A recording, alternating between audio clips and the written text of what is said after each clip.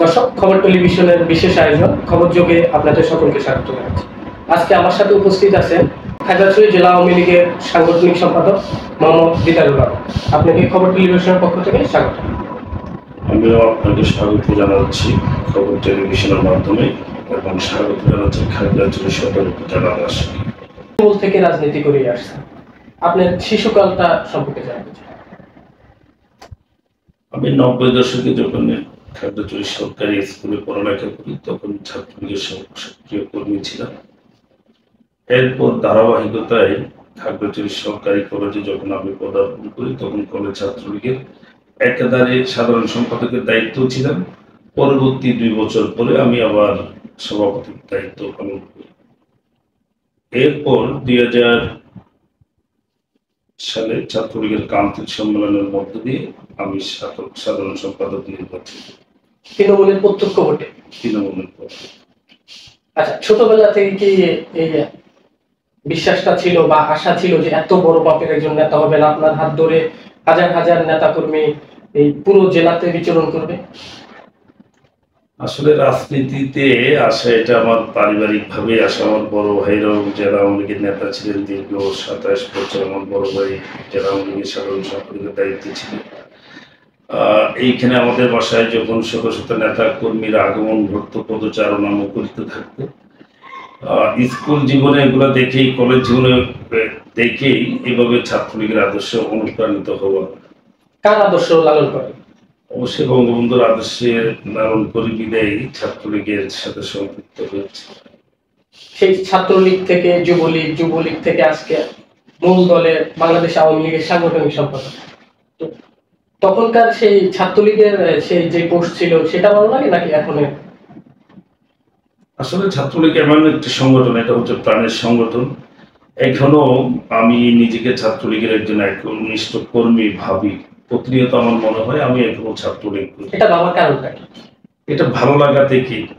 ছাত্রলীগের কাজ করতে গিয়ে আমরা যে লড়াই সংগ্রাম এবং ছাত্রলীগকে এখানে প্রতিষ্ঠা করতে গিয়ে বিভিন্ন প্রতিকূল পরিস্থিতি আমাদের মোকাবেলা করতে হয়েছে, মামলা হামলা শিকার করতে হয়েছে। সবকিছু মিলিয়ে ছাত্রলীগের মধ্য দিয়ে আমাদের রাজনীতির হাতে করি।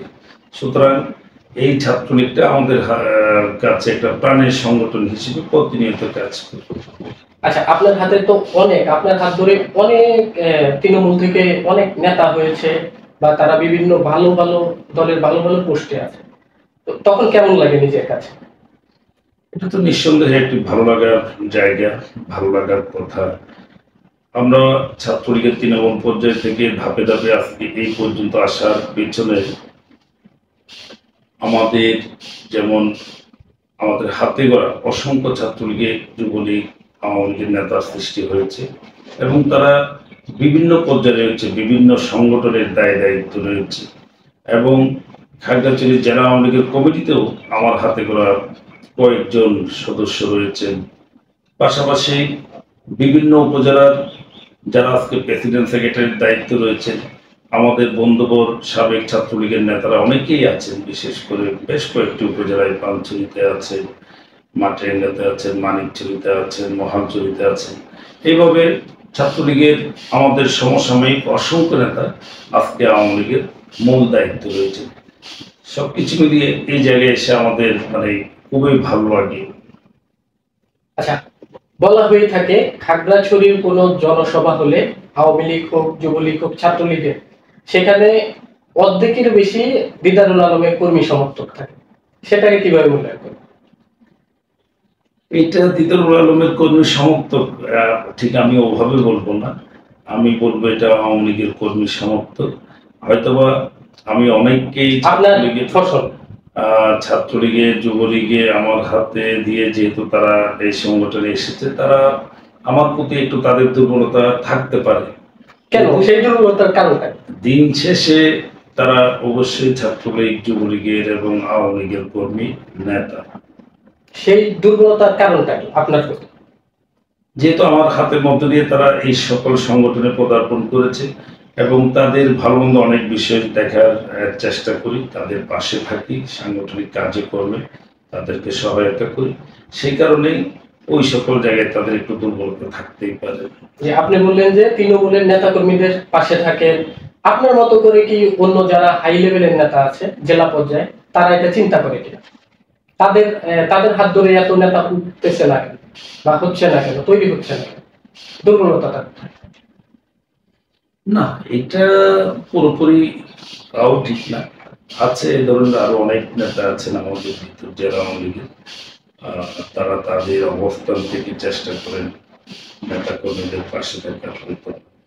হ্যাঁ, তো আমি যেভাবে লং টাইম ছাত্রলীগ যুবলীগ করে আজকের এই অবস্থানে, এই ধরনের ধারাবাহিক রাজনীতি করার সুযোগ অনেক কম নেতার হয়েছে। আমাদের সমসাময়িক কয়েকজন নেতা আছেন যারা আওয়ামী লীগের, যে আমরা প্যারালাল ছাত্রলীগ থেকে আজকের এই অবস্থানে পর্যন্ত। ভালো ভালো পোস্টে ছিলেন, কখনো জনপ্রতিনিধি হওয়ার ক্ষেত্রে সেই জিনিসটা মাথায় আসছিল কিনা? না, আমি কখনো ব্যক্তিগতভাবে কোনো নির্বাচনে অংশগ্রহণ করিনি অতীতে। এবারে সর্বপ্রথম আমি সদর উপজেলা পরিষদের চেয়ারম্যান পদে প্রার্থিতা ঘোষণা করেছি। তো জনগণ তাদের ভোটের মাধ্যমে প্রতিফলন ঘটাবে। আমি বিশ্বাস করি আমার কর্ম আমাকে আগামী উপজেলা পরিষদ চেয়ারম্যান পদে নির্বাচিত করার জন্য সহায়ক হবে। এখনো পর্যন্ত ভোটের পরিবেশটা কেমন দেখছে? ভোটের পরিবেশ খুবই ভালো, উৎসব মুখর। বিএনপি তো নির্বাচনে আসছে না, সেক্ষেত্রে বিএনপিরও একটি ভোট আছে, সেটা প্রভাব ফেলতে পারে কিনা ভোটের মাঠে? বিএনপি একটি জাতীয় রাজনৈতিক দল, তারা নির্বাচনে এখনো পর্যন্ত আসার ঘোষণা দেয়নি বা আসার আর সুযোগও নাই। কিন্তু বিএনপির সাধারণ কর্মীরা তারাও তো চিন্তা করবে কাদের দিয়ে সদর উপজেলা আরো অধিকতর সুন্দর এবং সুষ্ঠুভাবে পরিচালিত হবে। নিশ্চয় তারা সেই বিবেচনায় রেখে কেন্দ্রে যাবেন, ভোট দিবেন, তাদের জনপ্রতিনিধি তৈরি করবেন, চেয়ারম্যান নির্বাচিত করবেন ভোটের মাধ্যমে। দিদারুল আলম সারাক্ষণ রাজনীতি নিয়ে ব্যস্ত থাকে, কখন সময়টা পরিবার? না, রাজনীতির পাশাপাশি পরিবারকে সময় দিতে হয়। আহ রাজনীতিতে সময় একটু বেশি দিতে হয়, নিঃসন্দেহে এটা স্বীকার করতে হবে। যেহেতু জনগণকে নিয়ে রাজনীতি, এলাকাকে নিয়ে রাজনীতি, সবকিছু মিলিয়ে সামাজিক কর্মকাণ্ডের সাথে নিজেকে প্রতিনিয়ত সম্পৃক্ত রেখেছি। সেই ক্ষেত্রে পরিবারের প্রতি সময়টা একটু কম দেওয়া হয়। তাদের কোনো অভিযোগ থাকে কিনা? কিছুটা অভিযোগ থাকে মাঝে মাঝে, এ ধরনের মান অভিমান থাকে। বাচ্চারা অনেক রাগ করে মাঝে মধ্যে, তাদের প্রত্যাশিত সময়টুকু আমি তাদেরকে দিই না, এটা তাদের অভিযোগ থাকে বরাবর।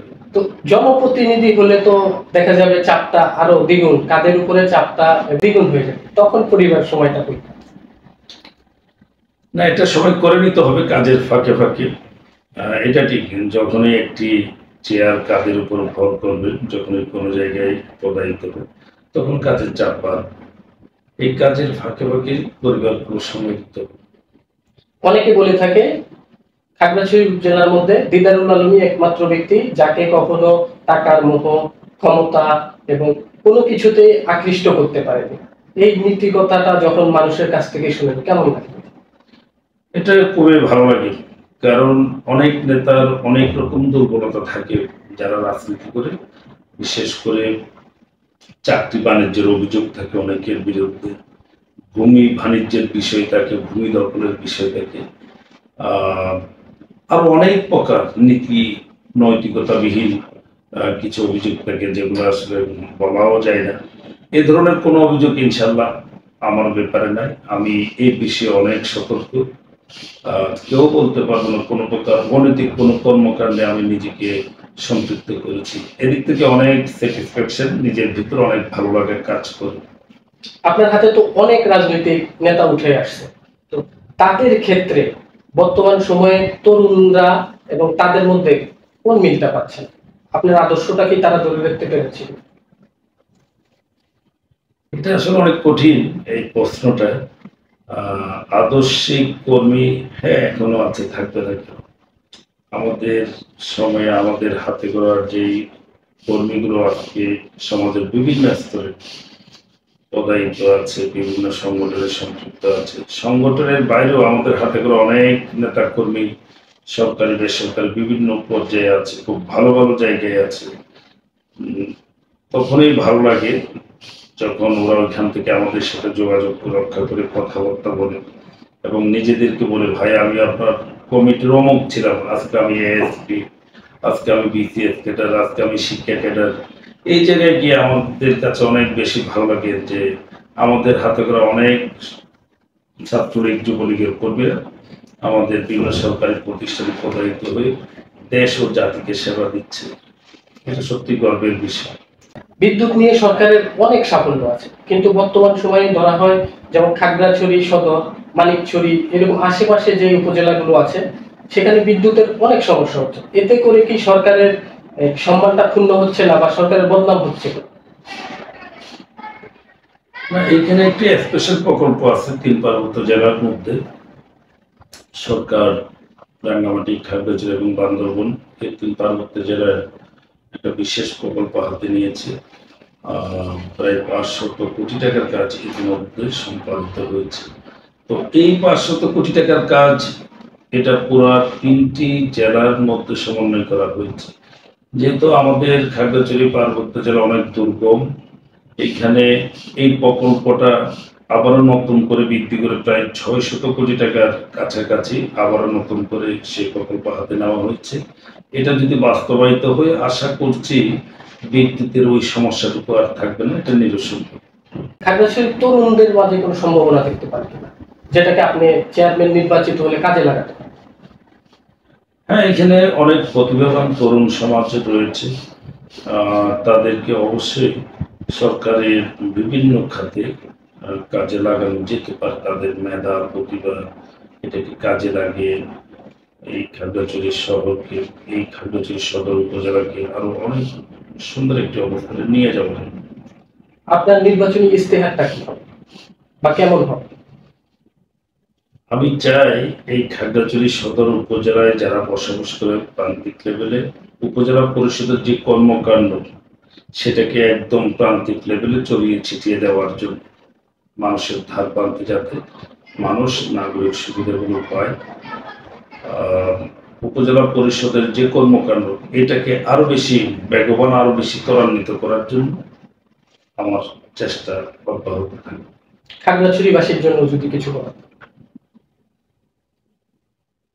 আমি সর্বপ্রথমে খাগড়াছড়ি শহর, পৌর এবং সদর উপজেলাবাসীকে এতটুকু বলবো, যদি আপনারা আপনাদের মূল্যবান রায়ের মাধ্যমে আমাকে চেয়ারম্যান নির্বাচিত করে, আমি যেভাবে সামাজিক কর্মকাণ্ড রয়েছি ভবিষ্যতেও আপনাদের ধার প্রান্তে গিয়ে আমার কর্মকাণ্ডগুলো পরিধি আরো বৃদ্ধি পাবে সে প্রত্যাশা করছি।